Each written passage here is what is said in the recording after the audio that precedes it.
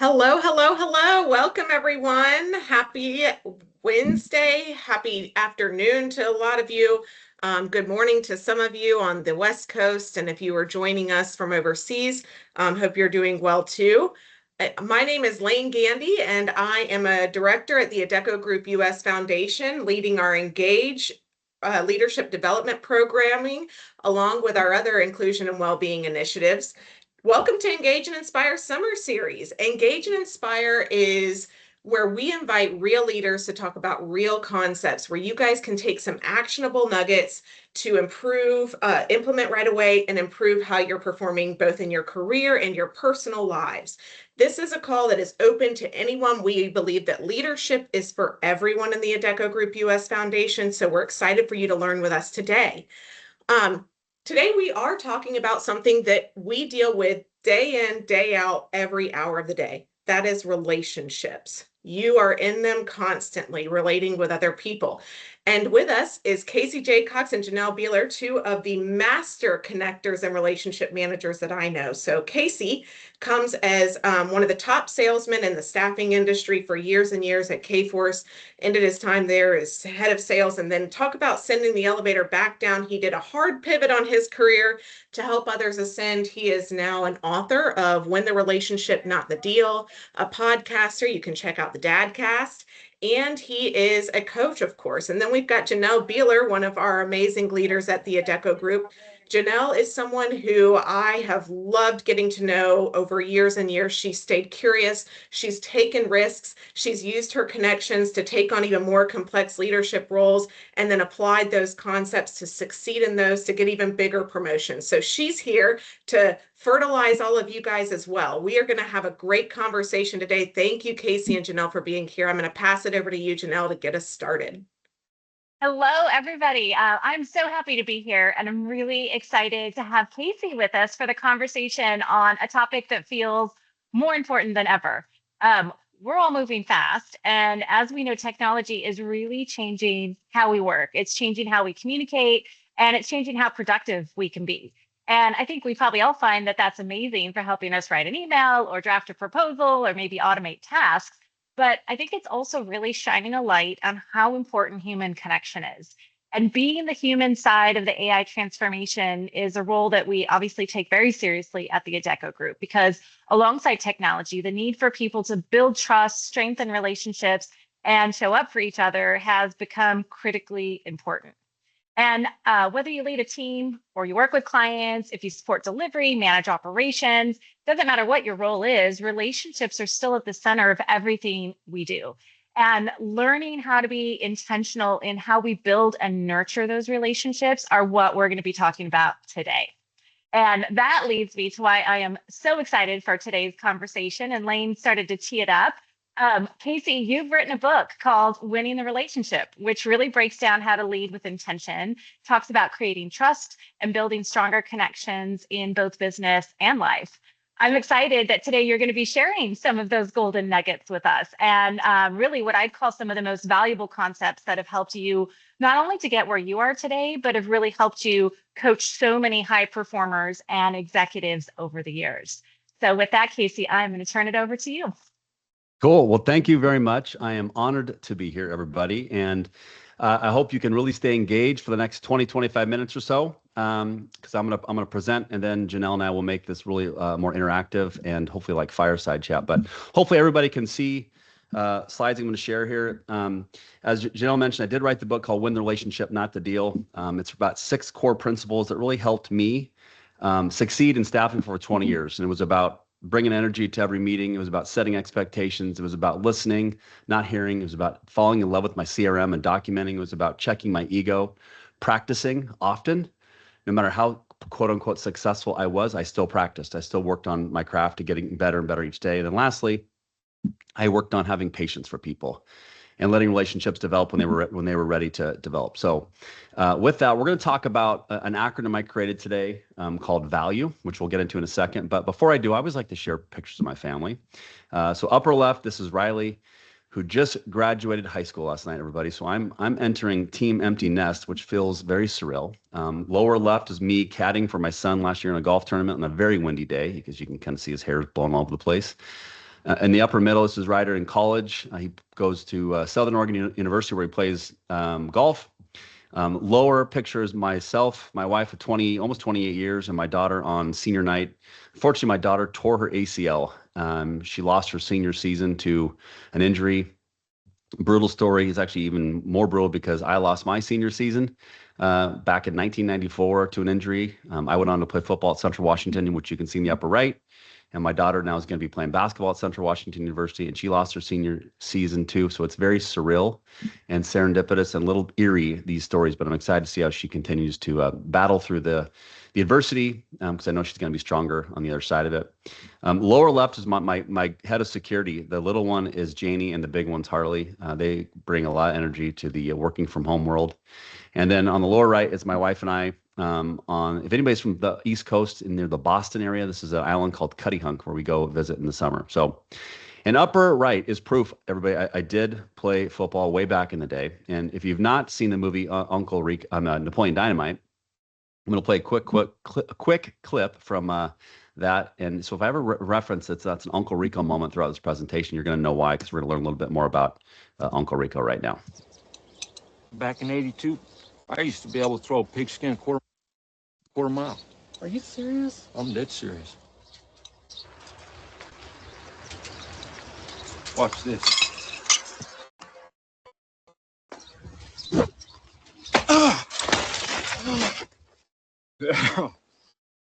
How much you want to make a bet I can throw a football over them mountains? Well, if coach would have put me in fourth quarter, we'd have been state champions, no doubt. No doubt in my mind. You better believe things would have been different. I'd have gone pro. In a heartbeat. I'd be making millions of dollars and living in a big old mansion somewhere. You know, soaking it up in a hot tub with my soulmate. Well, luckily that's not me, but hopefully it's a nice way to kind of bring a little laughter and humor to our time together today. So as Lane and Janelle mentioned, I have over about 25 years of B2B sales and consulting experience within the staffing and solution space. As they mentioned, I did write the book, Win the Relationship, Not the Deal, something I'm extremely proud of. And it's a book that actually, if you guys can keep a secret, me as the author, I still learn from myself in these principles, which are things that they're going to be skills I'm going to practice for the rest of my life. Sales and leadership coaching found me. It is an absolute calling. It is an absolute joy to be able to, like, as I mentioned, send the elevator back down, help teach the power of curiosity, which is something I'm obsessed with. I do host the Quarterback Dadcast. Episodes come out every Thursday. We've had over 350 dads we've talked to, and the goal is to get to 1,000. And lastly, I was the #1 producer at K-Force for nearly 10 consecutive years. And I always say, who cares? Because when I'm 90, it'll mean a lot when we're comparing wheelchairs and gold rims, but I still have a lot to learn and grow in life. And I think the power of staying humble, staying vulnerable, and staying curious are three of life's superpowers that many people leave dormant. And I hope that after our time together today, you will help ignite them inside you and your teams. So expectations for today, we're going to really focus on the word believe. Believing what we do matters. We're going to learn about TED-based questions, which are something I learned at age 41. I wish I would learn these a lot earlier in my career. We're going to use these skills to really unleash and unlock our social emotional intelligence around leadership and sales. We're going to embrace the value acronym. And then lastly, we're going to learn about what a boomerang mindset is that can hopefully help you with your candidates, your consultants, your team, etc. So believe. Since I can't see a lot of you, I'm going to just visualize. I want you to kind of visualize yourself, ask yourself this question. When you start each day, when you join a call, do you believe what you do matters? And I don't think many people ask themselves that question. And I think when you do believe what you do matters, whether it's as a leader, a seller, a recruiter, whatever your role is, it brings confidence to you. It removes fear. And we can have the best sales strategy in the world. You can have the best tools and processes, but if you don't believe what you do matters, the customer's going to feel it, your team's going to feel it, your candidates are going to feel it. And so I'd encourage you, whether it's today or tomorrow, just start asking yourself. But I know I have my engAGe backdrop now, but if you had a call with me every year, there's actually a big believe sign behind me that it reminds me that I believe what I do matter, what I believe, what I do matters each and every day. And it gives me the confidence sometimes to ask those tough questions, which is what is sometimes relationships need to kind of continue to move things forward. So maybe in the chat, Lane, if you can help me out, or Shannon, if you can help me out. Does anybody know how many thoughts per day we have. I'll give you guys a couple seconds. If We anybody need some has, brave guessers to drop it in the chat. Yeah. Too many, hundreds, 1,000. You're really 10 close. million, It's about 500. That's a little too much. It's between 80 and 90,000 thoughts. And I learned this stat through some neuroscience folks when I worked with a small little guy named Russell Wilson's company called Limitless Minds during the early parts of my entrepreneurial journey. And so you might be thinking, what does a crazy guy with an ungodly amount of chest hair have to do with us in the staffing world? So I think the mindset and the power of the mind is one of the most untapped things we don't talk about, and specifically around a mindset. And this is Bill Buckner. And if you don't know Bill Buckner, we're going to watch a quick video to learn a little bit more about him. Little roller up along first, behind the bag. It gets through Buckner. Here comes Knight, and the Mets win it.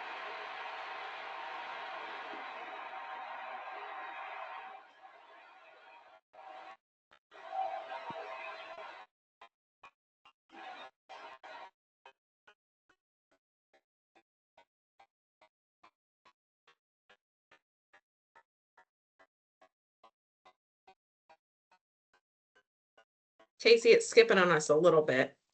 Okay, I can move forward. So what I want to show real quick is back in 1986, everybody, you might be thinking, what does this have to do with us today? Well, I think it has a lot to do with us and around the power of our mind. In 1986, Bill Buckner was playing in the World Series for the first time, and he was so excited about it. And that was Game 6, where the ball went through his legs. But 19 days before that air, he was asked, Bill, how are you feeling, man? You're in the World Series. What's this feel like? And he said, this is like the dream of a lifetime. I have that, that dream. I'm going to be able to hit that home run to win the World Series. But sometimes I have that dream that I'm going to get a ground ball to hit to me that's going to go between my legs. Now, was he a prophet? No. Did he predict the future? I don't think so. But when you put things into your mind, bad things can happen, right? And so as it relates to the staffing industry, I can't fill that job. There's no way I'm going to hit that. I can't reach that.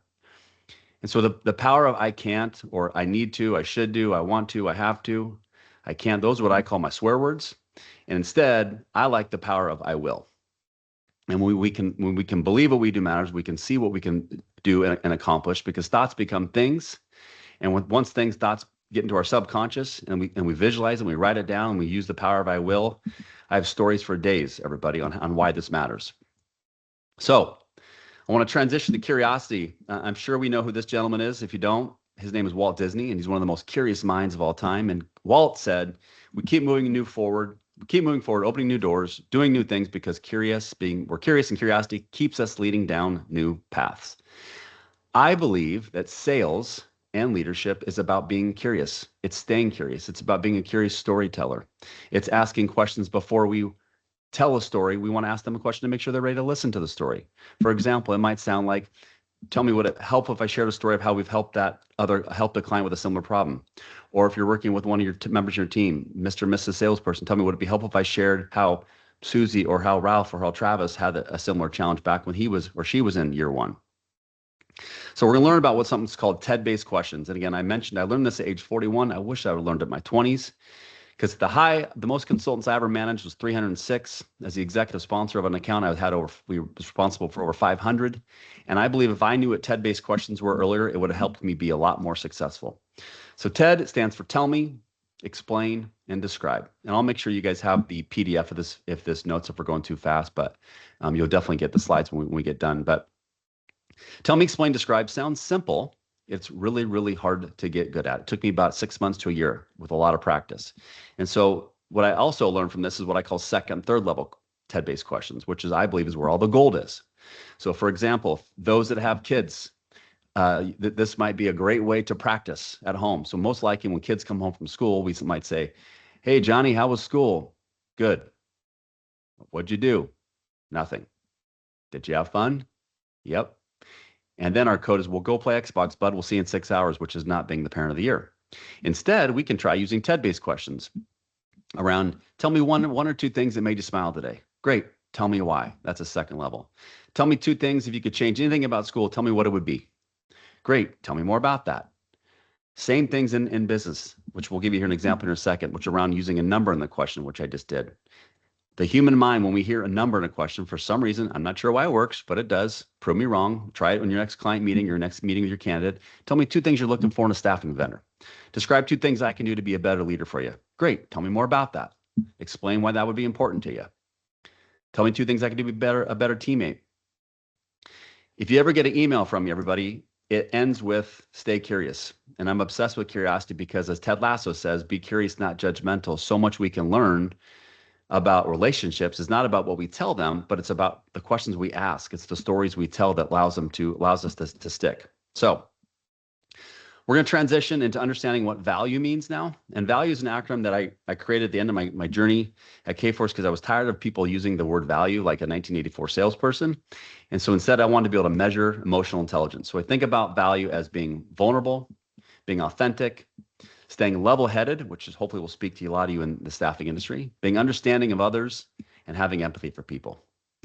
So if you don't know who Brene Brown is, I would research her today. She's one of the most powerful women, I think, in the world. She has many books out there. She has one of the most downloaded TED Talks of all time. She's a PhD professor at the University of Houston, and she's the queen of vulnerability. And vulnerability, I think, is a massive strength that allows us to lean into being okay with not knowing every answer, but let's go do something about it. Being okay when a client says they're looking for X technology or X skill, and you say, can you tell me more about that? And being okay, because what we believe we do matters. We're not supposed to be the experts, at least I opinion. We're not supposed to be the experts at every technology. We're supposed to be the experts at helping them acquire the right talent more effectively and efficiently, and giving them access to talent that they don't have access to, which is why the clients are calling us in the first place. And I found that when you lean into vulnerability, you don't have to worry about being perfect, because being perfect does not exist. So we think about one of the things that, as a takeaway, I want you to be thinking about today is how can being vulnerable impact your customer relationships?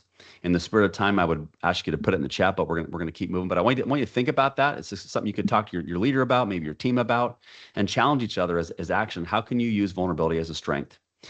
This is a quick story about my dad, everybody. My dad passed away December 29, 2021. And when I was coaching a CEO, this is one of the most powerful moments in my entrepreneurial journey, because about 2 weeks before he was getting ready to pass away, a CEO I was working with, I was teaching her vulnerability. And she asked me, hey, Case, how you doing today? I said, I'm doing good, which was a lie. And we went on the call, and at about the 47-minute mark of a 55-minute coaching session, I stopped in my tracks and I said, hold up, Megan. Can you please ask me how I'm doing again? And I interrupted her, and she was like caught off guard. She said, what are you talking about? I go, can you ask me how I'm doing again? I go, I did. I know. I want you to ask me again. So she goes, Casey, okay, how are you doing? I go, I'm doing really bad. My dad's about to die, and I'm teaching you vulnerability, but yet I'm not leading by it. And that's on me, and I want to apologize to you. Now, when I did that, this is where the magic happened. Now, call it serendipity, call it the universe, call it a God moment. I don't know what happened, but my next meeting after that got canceled. Her next meeting got canceled. We would spend the next hour and a half telling stories about my dad. I would learn about her dad who passed away. And our level of connection, everybody, went from floor 2 to floor 306. I mean, it went to the moon. Meg and I would post about this. We would share it. We would end up sharing a stage at a sales and leadership staffing conference about this stuff on why vulnerability matters. Now, there might be people at home thinking, well, I'm not going to talk about, hey, how you doing? Well, I'm doing okay. My cat did this. Well, it's not about those specific examples, but it's about leaning into the connection of being a human and letting your authentic self shine, which is the second letter in being valuable. So number one reason why I want you to be thinking about being authentic is be yourself, because everybody else is already taken. And one of the worst pieces of advice you can get, I believe, I hope I'm not going to offend anybody out there, is when people say, fake it till you make it. I don't believe you should do that. I think we do not fake it till you make it, because that goes everything against being vulnerable. It goes everything against being authentic. And to let our authentic self shine, I think we all got to remember, we all started somewhere, someplace. And sometimes, it's okay to, like I mentioned, to say you don't know, but it's not okay not to do everything about it. The L in being creating value for your teams, for yourself, is we got to stay level-headed, right? Most people, when they wake up, they're not thinking, man, how can I ruin Janelle's day? How can I go about making Janelle really, really mad at me? I mean, mistakes happen, right? And we have to give people some grace. And so this picture of a Eggo reminds me of my son back in 9th grade when I was giving his first presentation nearly 7 years ago. And when I was giving this very similar part of this presentation, he decided to fire up 4 Eggo waffles. And those Eggos, he liked them on the extra crispy side. He goes outside, forgets the Eggos are in, fire alarm goes off while I'm delivering the slide. And I'm like, you got to be kidding me. I'm texting my wife like, WTF, what's going on? And then I just realized what a gift. This is an absolute gift that we are now having the chance. I'm having the chance to walk the walk of staying level headed.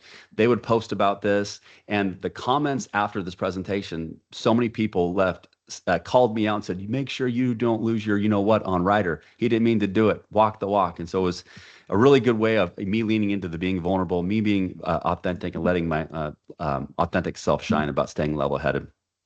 Lastly, we got to be understanding of others. Everyone's coming from different backgrounds. Everyone has different levels of experience. Everyone has different strengths and weaknesses.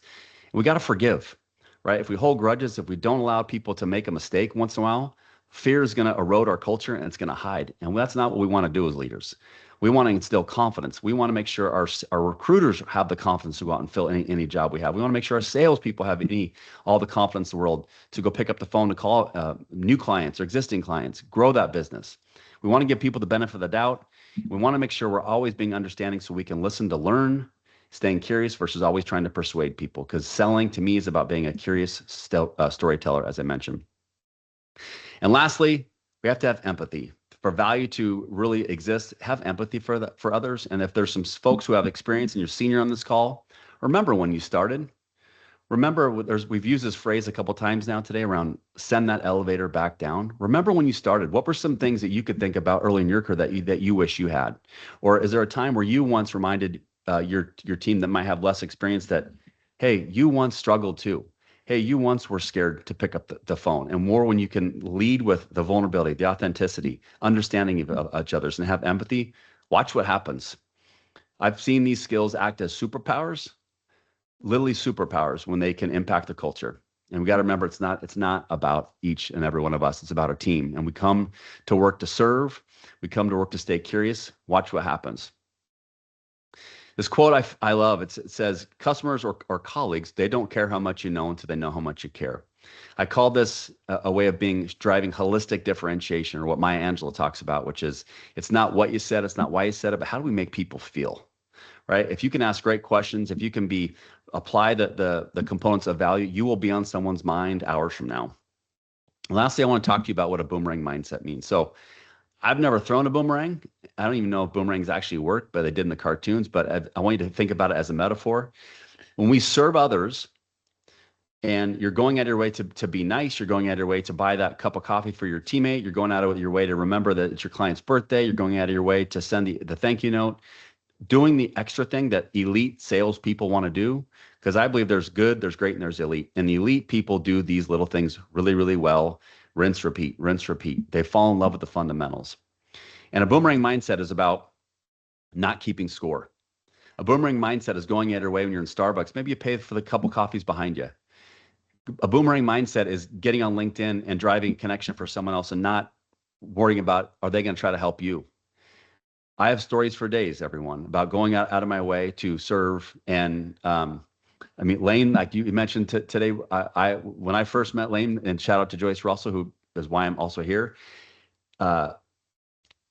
Lane's husband was getting into sales, and I said, hey, I'm gonna send him a book. I'd love to get him a book.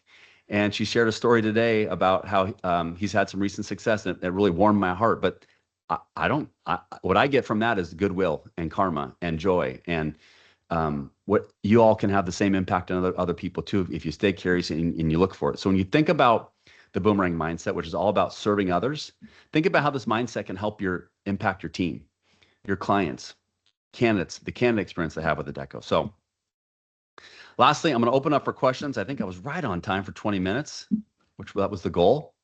Does anybody have any questions? If so, we can fire them away or put them in the chat. If not, I'll hand the mic back over to Janelle or Lane. We will send links to to Casey's book. And Janelle, I'm going to go ahead and let you start the fireside chat part of the conversation. And if we get some additional questions in the chat and we have time, we will go ahead and raise them. So Janelle, over to you. Perfect. I'm seeing a lot of comments in the chat around the value framework. And Casey, I love that you've worked in our industry. So you understand kind of the demands of the customer, the demands of the, associates, of the candidates, and kind of the high pressure that we work within all the time. Kind of thinking through that and thinking through this audience that's listening, where do you see value break down the quickest in those high pressure moments? What does your gut say, Janelle? What if you had to pick one letter? Put you on the My spot. gut is the level-headedness. That's the one I feel like I have to control the Yes. most. And especially as a leader, like your energy can dictate the energy of everybody else. And so that would be my guess. Bingo. Spot on. Yeah. Level-headed. You got to remember, and I kind of make tongue in cheek, like how many times have we had a client like you work for 2 weeks and they lose budget? How many times have we had a candidate show up to the wrong address, show up 2 minutes late? How many times you've had a recruiter accidentally mess up on the rate, or we submit a candidate, the bill rate, whatever it is, whatever the mistake is, we aren't doing these things on purpose. And so we as leaders, there's a mantra I follow. It says we are what we allow. So if we allow ourselves to act that way, now we're giving these messages to our sales teams and our recruiting teams that they can act like complete maniacs to each other, which is not great. And so when you think about being level-headed, I want everybody to kind of visualize look up on the left and visualize a camera in the upper left-hand corner of your room. And what that camera is, it is a live stream that whenever you lose your you-know-what on your teammate, you freak out on someone, it's going to start recording you, and it's going to send a direct feed to all your competitors. It's actually not, but I'm joking. But imagine if it did. Imagine if all of our competitors saw us freaking out on our teammates, acting immature, losing our temper. The job's hard, everyone. And staying level-headed is a choice.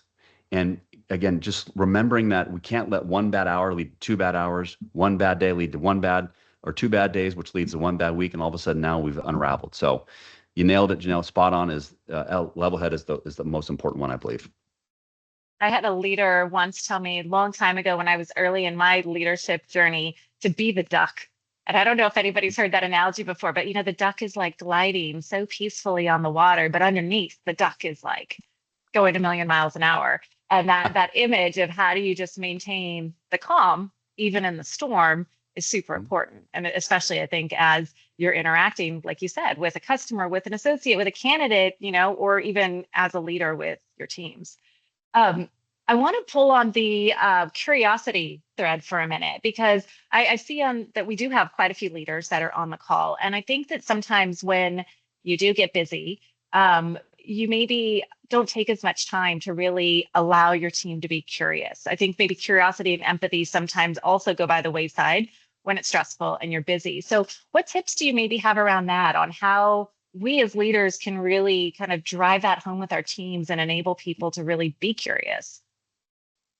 Love this question, Jill. So leaders, your job is not to be the smartest in the room. It's to create the smartest room. Your job is not to be the loudest in the room. It's to create the loudest room. So if as your next sales or recruiting meeting, if you're talking for 50 minutes of the 60 minutes of the meeting, it's probably not a good sign. That probably tells me there's fear hiding in your team. But if you embrace the value acronym, or embrace storytelling, or embrace when someone has a question, ask them a question back. Tell me what you think. I did it to Janelle earlier, just a second ago. What do you tell me what you think? And she did it. She answered it. Yeah. Right. And we didn't prep for that. I just trusted my gut. I'm going to do it. Same thing you can do with your teams. So when you can fall in love with curiosity, and before you tell somebody what to do, encourage them to try. Right? Encourage them to at least speak up. Don't always, even when you go into your one-on-ones, ask them more questions, like use the TED framework with the number framework. You will force them to develop their critical thinking skills, which is what we as leaders want. We don't want to have to be the one that has to go save the day on every meeting or save the day for that email. But if we work on these skills over time and keep falling in love with the fundamentals of being curious, I've seen it for days. I have stories for days. I have my own personal journey when I fell in love with curiosity. It works. It's up to you to either be comfortable on the sidelines and don't fall into this new skill, or you can get uncomfortable in the game and start trying to get curious and push yourself outside your comfort zone, and watch what will happen when you let this framework start helping you. And I love what you just said about that too, because I think as leaders, and enabling people to be okay to make the mistake or giving them a bit of grace, I think also allows the curiosity, right? When you're not afraid that if you do make a mistake or have a little bit of a stumble, that your leader's going to be there to ask more questions and help you overcome that. I think we sometimes miss that of making sure that people feel comfortable enough to be constantly curious. And celebrate. So like example, can I tell a quick story? Yes, please. See how I just did, everybody? I asked a question and wanted to make you guys listen. So like when I'm coaching people, I'll tell a story. I'll say, tell me, can I tell a story when I struggled? And they want to hear it, right? Same thing you can do with your team. I'm sure the people who are leaders, you have stories for days of when you sent a bad email, the client hung up on you, you were surprised that you had to they laid 10 contractors off and you didn't think they were going to do it. Well, how'd you handle it? Right? Those stories help your younger reps or less experienced reps that they don't have to be perfect. And when you're first starting a job, that's what they want to do. And if you as a leader can make sure that perfect doesn't exist, and when we make mistakes or when we find gaps, that means you as a leader are doing a good job. And you, the salesperson or the recruiter, we can create the mindset of, oh, wow, this is awesome. He or she found something else I can work on. Now I can go practice that. Because there's always going to be something that you can do to better in this job. There's always something you can do. So, no, that's my thoughts on that. Part of being vulnerable, right? Right, The exactly. V in your value. I want to switch gears just a little bit, still kind of focused though on the value framework. Right now, I think that we're starting to see some good success happening across the Adecco group. And we had a good first quarter and second quarter. We're starting to show some great results. And I think sometimes when results are starting to come, you maybe start to lose focus on some of the things that got you there. And I know when you talk a lot about winning the relationship and not just being so transactional, that comes into play. So maybe you could share with us a little bit of advice and maybe some stories around what we could all do to make sure that we stay focused on the right things as we're starting to see success to make sure that we stay there. Yeah, well, complacency loves to hide, everybody. And complacency is a silent killer for business. And again, I know I don't want to use always sports analogies because I know that sometimes don't always those hit home for people. But if you, I'm going to use one, so I apologize. This is an Uncle Rico moment. If you think about your staffing journey as you're not going to score touchdowns every single day, every single month, but you can get first downs, which is you need 10 yards. Same thing within your sales fundamentals, which is fall in love with those fundamentals. Fall in love with having a plan before you start the day. Fall in love with, if you have a Teams meeting 8 o'clock, show up at 7:45 with thinking about what questions you're going to ask. Fall in love with sending a great meeting recap to your client. If you decide to pick up the book on page 82 or 83, I give you a real life example of what a meeting recap looked like for me when I was in staffing, and I still use it to this day. Fall in love with documenting in your CRM. CRM made me look way smarter than I am. And I think when these become habits and you continue to do them over time, you will withstand the turbulence of the industry, which there's always going to be some. There's always going to be budgets, losing budget, but the ability to stay curious, the ability to pick up the phone, the ability to ask one more question, to believe in that power of the mind, like the Bill Buckner story. The mind is one of the most untapped things that you have control over, and you don't need AI to work on your mindset. You need the power of being vulnerable to ask for help. You need the ability to practice, and these things are the things that I worked on. I've worked on for 50 years of life, and I still work on them. So I think, and how I just summarized that, Janelle, is just the fundamentals still work today. And I don't know if anybody follows the Daily Stoic, but this is about stoicism. Things that happened thousands and thousands of years ago. Yesterday's daily call it meditation was have 2 ears and 1 mouth, which thousands of years ago they were teaching us to listen, yet sometimes we forget to do it. So next time you go into your meeting with your client, your candidate, I want you to look for 2 words, which is great question. If you hear someone say great question, you made them think. And I want you to be quiet until they talk again. And you can do that by, if anybody can see me tap my finger 3 times right here. It's a little trick I use to stay calm and to stay patient in my speech and to create space for someone to answer. So you might ask a great TED-based question in your sales fundamentals that we're taught today. Create space, let them answer. Ask one question at a time. But anyway, I'll stop there. I'm getting excited talking about this stuff, No, I love that. And I have like a follow-up question to that, because I think I'm going to use one of your own techniques. Maybe you can Do give it. us one or two things, Casey, that you would say when it gets busy, you cannot let these habits fall to the wayside. If I'm really thinking about how do I continue to cultivate a relationship and make sure I'm making that a priority, what are one or two things, those nuggets everybody on this call can take back of like, okay, I need to make sure I'm doing those on a daily basis? One thing that popped in mind right when you asked that was something that will work internally and externally, which is about what chapter 2 in the book's about, is setting expectations. Might seem simple, but every time you don't set expectations and you don't follow through on those expectations, trust will erode. So imagine your internal, hey, recruiters, Mr. Recruiter, can you get me 3 resumes by Thursday? I'll get you interviews by Friday. And you don't respond, you don't follow up with he or she till Monday. Well, now you just lost trust. Or you tell a client, hey, we're gonna get you 3 people by X date. I'm gonna follow up you by this time, and you don't. Or maybe you say you're gonna follow up with us on this certain date and you don't do it, and they don't respond. Well, now you've just opened up the door for someone else to get in. And I this is where I'm gonna throw myself under the bus. Early in my career, I forgot to follow up. And when I did follow up with the client 2 weeks late, the client goes, hey, Casey, thanks for following up. But I want to let you know, we already hired the person through this other staffing company.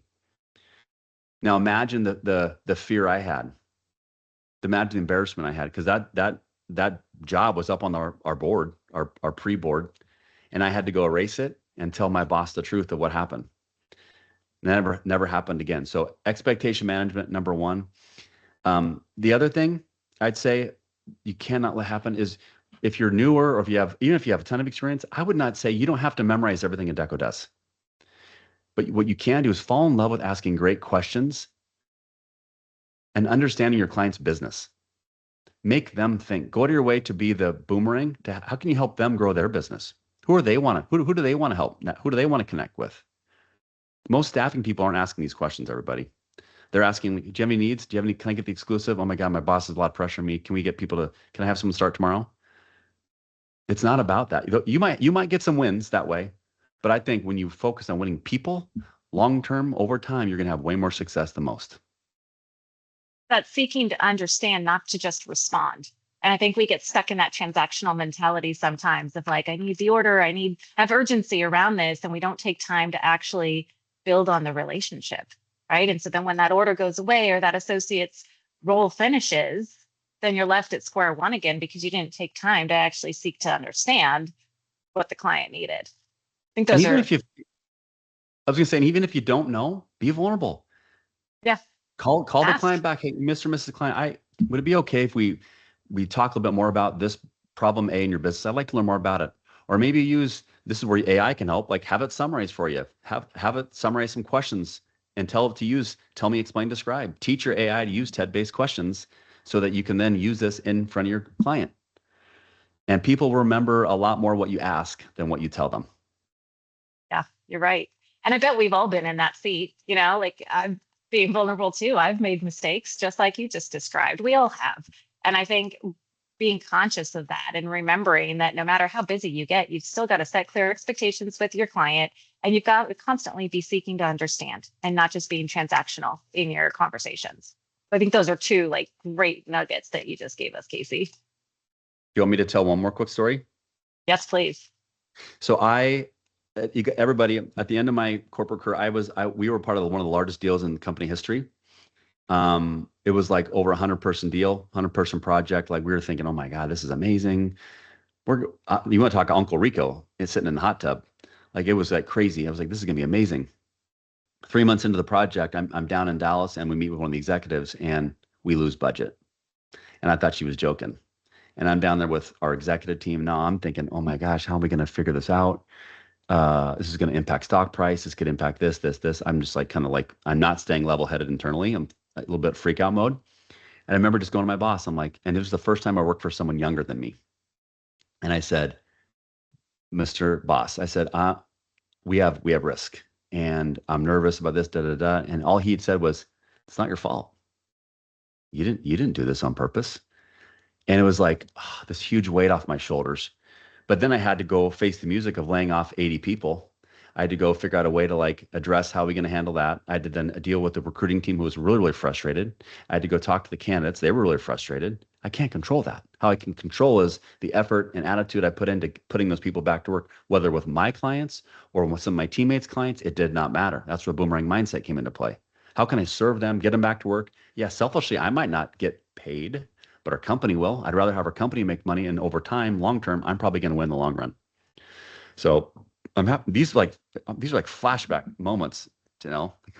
I love how you just brought it back though to what you started talking about, which was mindset. And I think that is extremely powerful. We sometimes lose sight of how powerful that is. And going back to the fact that so much is changing with technology, like we have to make sure that we stay rooted in the mindset, in our relationships in order to continue evolving. So the TX files are here. Oh, I think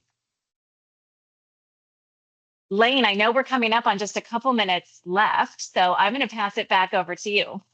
Thank you. Casey and Janelle, I took so many different notes, but we do have a couple of rapid fire questions that I want to ask you guys. So I'm going to start with the first one. And Casey, I know you gave us a great nugget of don't fake it till you make it. So I'm going to tell you, you have to add one more. What's the best sales advice you've ignored? The best sales advice I've ignored was, that's a tough one. Best sales advice I've ignored was, I showed up, I early in my career, I showed up and throwing up. I showed up like trying to memorize my script, trying to tell them everything about what we do. And I had to learn that the hard way and then that's why I'm so passionate about being curious, because once I learned to ask better questions, I wish I could go back and do that again, and just don't worry about memorizing the script, ask questions. Love it. How about you, Janelle? Best sales advice you've ignored? Mine's a little bit of the same vein. Always be closing. I feel like I came up in my sales career with everybody saying that. And when you are focused on always closing, you're not focused on building the relationship. And so once I got that out of my head and started thinking about how do you really seek to understand and dig deeper on the questions, like my whole sales game changed.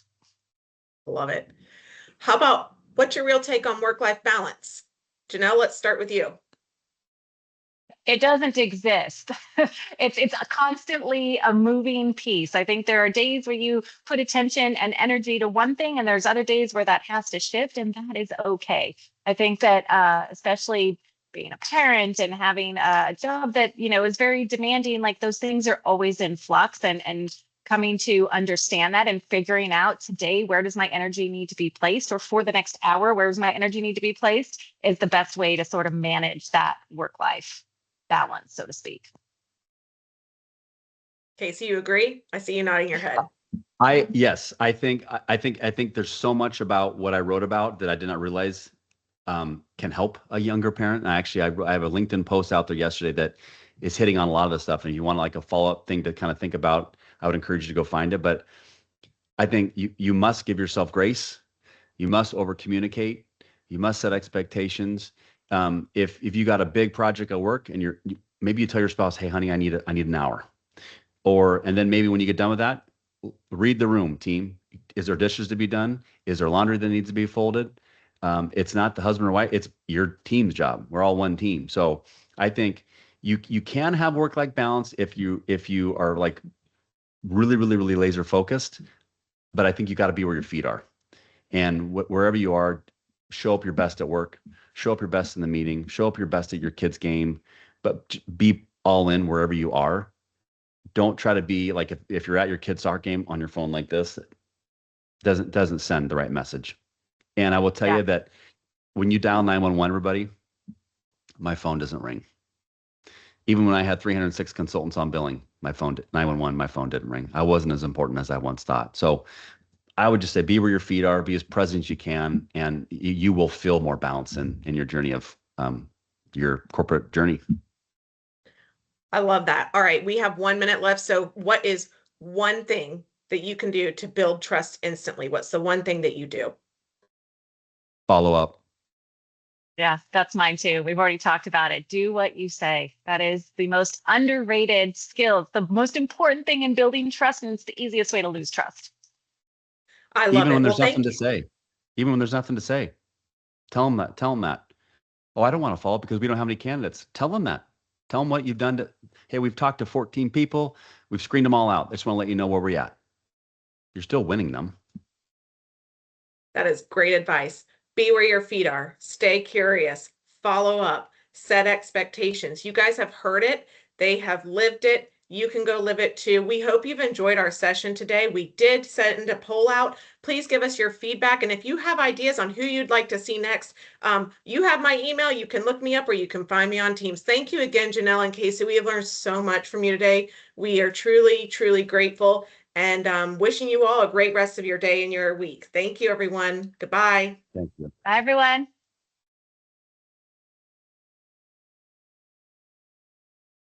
That was awesome. We ended the event. Okay.